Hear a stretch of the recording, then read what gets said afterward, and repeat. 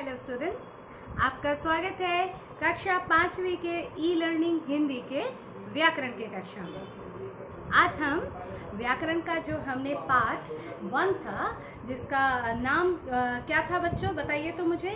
जिसका नाम था, मुझे पता है आप लोगों को पता है, भाषा और व्याकरण, उसको हमने 2 भागों में पढ़कर खत्म किया था। तो आज हम क्या करने वाले हैं, आज हम उसी को थोड़ा दोहराते हुए उसके जो अभ्यास कार्य हैं, उसके जो एक्सरसाइजेस हैं, उनको दोहरा लेंगे। तो चलिए हम लोग सीधे अपने चैप्टर पर चले आते हैं। देखिए, इस प्रकरण में हमने क्या क्या पढ़ा था। भाषा और व्याकरण में भावों और विचारों के आदान प्रदान का साधन भाषा कहलाता है। भावों और विचारों के आदान प्रदान का साधन भाषा कहलाता है। भाषा के 2 रूप होते हैं, एक है मौखिक रूप, एक है लिखित रूप। ठीक है। भाषा के कितने कौशल होते हैं? भाषा के कुल 4 कौशल होते हैं। सुनना, बोलना, पढ़ना और लिखना। सुनना, बोलना, लिखना और पढ़ना। ठीक है। उसके बाद भाषा का एक अन्य मौखिक रूप होता है जो सीमित क्षेत्र में बोला जाता है, जिसको हम क्या कहते हैं, जिसको हम बोली कहते हैं। ठीक है। उसके बाद है आपका कि बोली का क्षेत्र बहुत सीमित होता है। भाषा जिस रूप में लिखी जाती है उसे लिपि कहते हैं।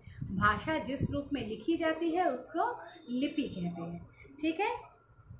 और 14 सितंबर 1949 को हिंदी भारत की राजभाषा बनी। 14 सितंबर 1949 को हिंदी भारत की राजभाषा बनी। और भारतीय संविधान में हिंदी के अलावा 21 अन्य भाषाओं को स्वीकृति प्राप्त है। हिंदी के अलावा 21 अन्य भाषाओं को स्वीकृति प्राप्त है। हिंदी दिवस कब मनाया जाता है? प्रत्येक वर्ष 14 सितंबर को। प्रत्येक वर्ष 14 सितंबर को हिंदी दिवस मनाया जाता है। ठीक है। और क्या है कि भाषा को शुद्ध रूप में बोलना, पढ़ना, लिखना, सिखाना, जो शास्त्र सिखाता है उसको क्या कहते हैं?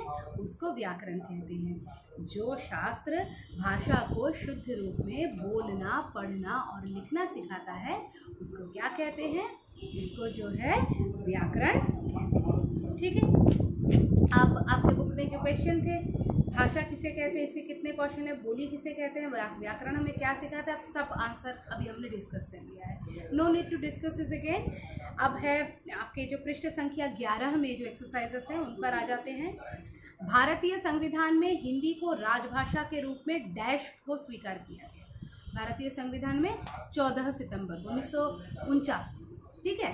क्योंकि 14 सितंबर हर वर्ष हम लोग हिंदी दिवस मनाते हैं, लेकिन 14 सितंबर 1949 की वजह से ही हम लोग हर वर्ष मनाते हैं। तो 14 सितंबर 1949 क्या है?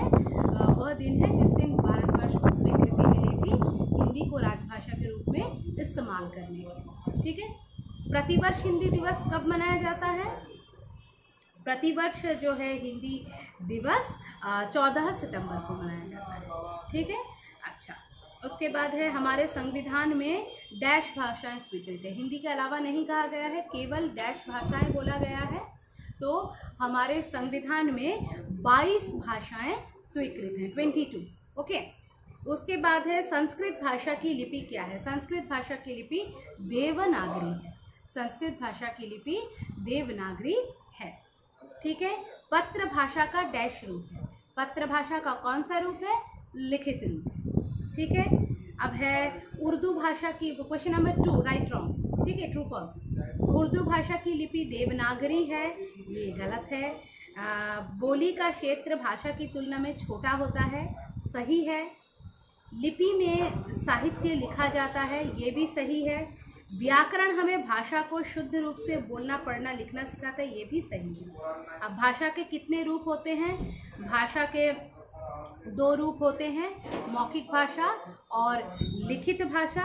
ठीक है। और उनके नाम लिखिए, मौखिक और लिखित मैंने बता दिया है। भारतीय संविधान में मान्यता प्राप्त किन्हीं 6 भाषाओं के नाम लिखिए। ये आप अपनी मर्जी से, आपके बुक में भी सूची प्रदान की गई है, उससे लिख सकते हैं। हालांकि ये हमारा रिवीजन क्लास है, we have already discussed about it, लेकिन फिर भी आपको यदि कहीं पर भी डाउट था तो उस डाउट को इसमें क्लियर कर लीजिए, ठीक है। इसी के साथ आज की कक्षा समाप्त होती है। कल हम लोग चैप्टर 2 का रिवीजन करेंगे। धन्यवाद।